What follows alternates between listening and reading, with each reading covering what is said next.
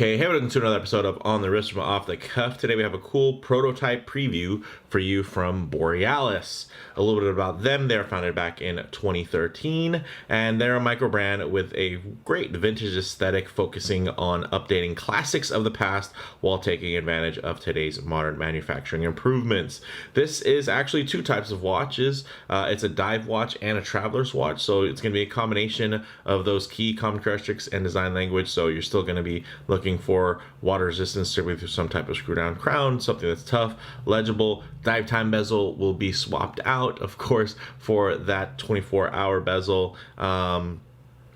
With that, you're getting a GMT function, so you can track multiple time zones with relative ease. This is the Sea Storm Mark II GMT Coke prototype, and this is the no date configuration. I'm not sure if this will go into production as a no date. I know the date option will be available, and there will be other color combinations that may be available with the no date, but this might just be a kind of one-off in terms of the prototype.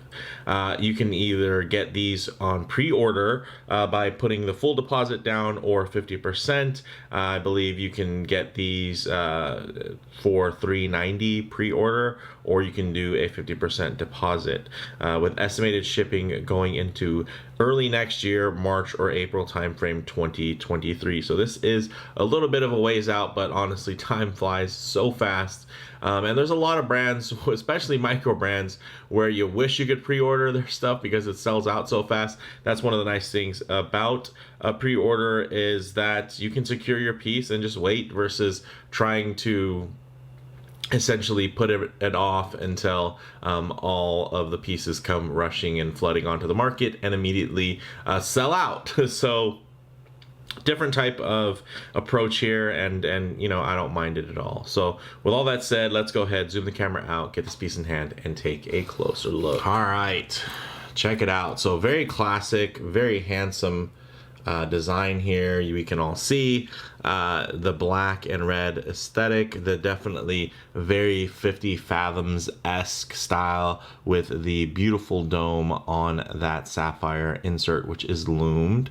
And it's a really handsome layout. You can't really argue with this look. There's a reason why it's very timeless. It's because it looks great, and it is a fantastic look. Just to wipe a little dust off of the dial there. So quite nice, and as if I recall correctly, they even made some updates just to the Sea Storm, because now you're getting female style end links. Previously it was a male end link, and now you can see very nice drape, everything falls. You can see also still has the beautiful chamfers over the lugs there. Very nice fine gripping here on the bezel, which makes it very easy to articulate.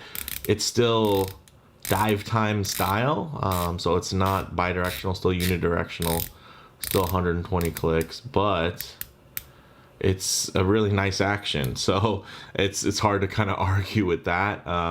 So I don't mind that one bit. And if you look at the dial, I think everything is very clean, very legible, and it's a very, again, clean classic look, which makes it very versatile. It is a bit thick. The actual dive watch version was actually quite a thick watch, you know, at least in overall dimensions. I don't think this is, you know, by any means the thickest watch you're ever going to see. It's really only 14.3 millimeters thick. It's 41.5 millimeters in diameter and 48.5 millimeters lug to lug.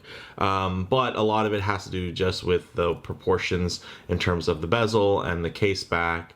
And you know, so, and then also the fact that it has such thin links, which is great for comfort, but it does kind of make this look appear a bit thicker. If they use the thicker links on the side proportionally, you wouldn't think that this was quite as top heavy looking as it might look right now, just looking at it kind of out of context to its actual ultimate dimensions. So you are getting a sapphire double domed with inner AR coating, so you can see you're going to get nice legibility even at very harsh angles. There's going to be very little distortion on that, so very clean and clear views, which is nice. And then, like I mentioned, you're going to have, of course, screw down crown, which is signed with the Borealis B, and then 120 click unidirectional rotating bezel with that sapphire insert. And it looks really nice, and kind of like you would expect. I believe previously, I think the one that I reviewed for the channel before, it had a flat ceramic insert versus this, but I think in terms of the look, this really comes together, and I think it's very, very handsome. This would look great on a mesh, would look great on a tropic strap, NATO, you name it. This is a really clean and classic look. So the movement, although you can't see it, is a Seiko Instruments NH34 GMT movement. So this is the same one that you would find inside of the Seiko 5 GMT. So that SKX style traveler's watch that came out for a little bit under 500 bucks. Now you can get a watch for under 400 bucks, which is great. And it technically has, really strong, specs comparatively, because you're getting sapphire, not just sapphire crystal, you're getting also the sapphire bezel insert as well, and you're also getting screwed in links there versus friction pins. So you're getting quite a lot to like. So it is very competitive to that. And then it has a little bit of a different aesthetic, and it is smaller at 41.5. It is going to be smaller than the 42.5 of that Seiko 5. And it's going to have a more traditional layout with the crown here at the 3 o'clock, and then also some very slim and slender lugs that do taper really nicely. So it's going to give you a different wear experience, and yeah, again, I appreciate those little thoughts that they've done within that execution. Getting into some of the details of this dial, it is matte black with printed indices. It does use BGW9s with superluminova. You're also getting 30 atmospheres or 300 meters of water resistance, 20 millimeter lugs with a stainless steel bracelet that tapers down to 18 millimeters to this nice flip lock clasp, which does the job. Nothing special, but at the same time, nothing to be upset about. You see, this is actually milled, and then just this, basically this fold over section, I believe, is a stamped piece. But, again, I don't mind that one bit because it all flows really well, I think. And then, of course, you still have those manual micro adjust holes, which means that you're going to be able to dial this in. And then also, if you look at the links themselves, they're actually short enough to where other bracelets would consider this wide of a link actually to be more of a half link size. So you're essentially getting full half links, so you can dial it in, and then multiple micro adjust spots, so you can really get this to fit the way that you want it to on your wrist. So speaking of fitment, let's go ahead and get this piece on my wrist and see how it wears. Okay, as you can see on my 7¼ to 7.5 inch wrist, really nice. Of course, if I bring it up too close to the lens there, you're gonna get some distortion and it's gonna feel a bit oversized. But if I get it a little further away and just bring the shot in a little bit tighter, you can see that it actually sits quite well and is actually very centered on the wrist and not oversized at all. I mean, it is going to wear a little bit taller, and I think it's more so has to do with that bezel. So the bezel itself is pretty proud and tall, and then you're also going to have the sapphire bezel insert that even raises it even higher. But if you just look at the mid case itself, it's not especially thick. It actually rides really nice and low, and you can see there is a nice little taper down. So it does wrap around the wrist really nicely and wear rather comfortably, and again, not super top heavy like you might think of if you were just holding the watch and not necessarily wearing the watch. So there is some visual trickery that's happening here, but I assure you this thing actually is pretty well wearing. But you can see there that rehaut, that there is some space in there, and that is because that hand stack has to be taller to accommodate for the GMT hand. So it is going to be physically just a touch taller, but nothing, unbearable or unlivable or anything like that. I think it's definitely a very nice look, and very clean. So with that said, let's actually get this off the wrist and get it set up for some loom shots, low light transition, and closing thoughts. All right, let's go ahead and hit the lights here. As you can see, wow, check out that loom. That's bright. So BGW9, very legible, whether you're tracking timing, if you're going to use it as a diver's bezel. I mean, you still could, I suppose, do some rudimentary math to use that at that capacity. But if you're going to be using it to track your travel time zones, it's going to be very, very potent and quite legible. I mean, I'm not even thinking about turning the light on it, and it's still just pumping away. That's a beautiful thing when it comes to Borealis watches in general. So if you're a big loom lover, that's something that you will definitely enjoy from this piece and any other corresponding Borealis watch.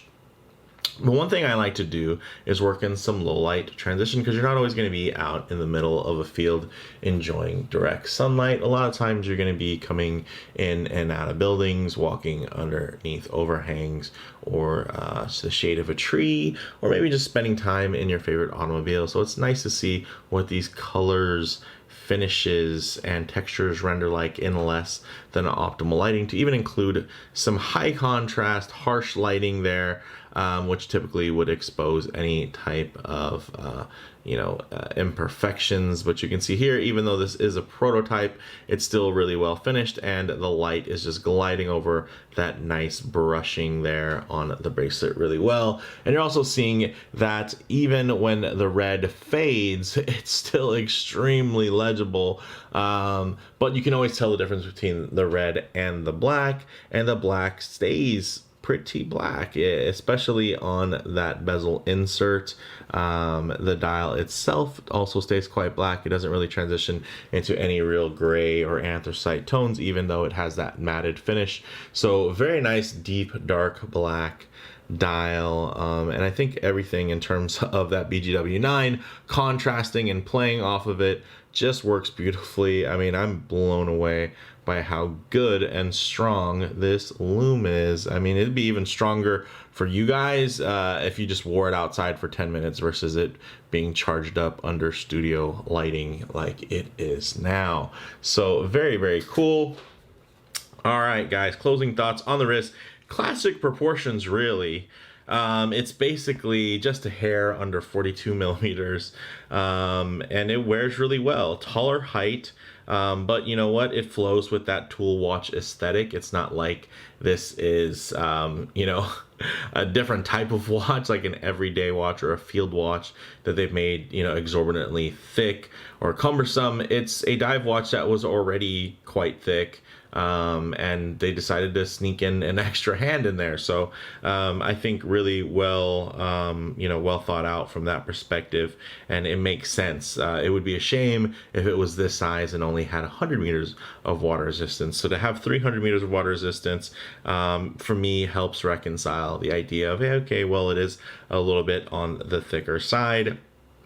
So this isn't some slimline type of watch by any means, but again, it's also not the thickest dive watch you're ever going to try on. So in terms of model variants, definitely check the links down in the description for current availability and all the different options you're going to find in terms of comparable models. This is cheaper than the Seiko 5 GMT with better technical specs. It's just a fact of life. I love Seiko. I love that watch. But for a lot of people, not having sapphire can be a deal breaker. So it's cool that it's offered here. Also, not everyone is crazy about friction pin connectors. So to have screw-in links is also, really great. And, the more milled and the more solid, the merrier. So there's definitely a lot of great attributes on this timepiece. So if you like the aesthetic, you're getting something that's ultra capable and also pretty well built, especially considering the price point. I mean, for under $400, this is one of the better built mechanical timepieces you can get, regardless of even having the GMT movement, in there. So for me, guys, the bottom line, this is a handsome mechanical GMT diver that honestly, it's at a price point that used to be unimaginable. It was impossible for people to have a mechanical a reliable, I'll add that, a reliable mechanical GMT watch, for well under $500, under $400 in this case. So thank you, Seiko, for getting this movement out there. But yeah, it's just, it's pretty cool where the market is right now, and I think it's really going to help. Especially right now, I do feel like the GMT movement, and it is kind of the complication of choice now that folks are traveling again, and wristwatches, they tend to be pretty aspirational at times, and everybody has a different idea of what they aspire for. But I think it's pretty universal in terms of just, hey, this is something that's fun, that's useful, that you can either track calls from your office, or track a time zone that you're interested in visiting, if you are jet set, and be hopping around through a couple of different areas. So with all that said, let me know what you guys think in the comments below. If you like the video, please do hit like, and if you haven't already, please subscribe for more content just like this. Thanks, guys.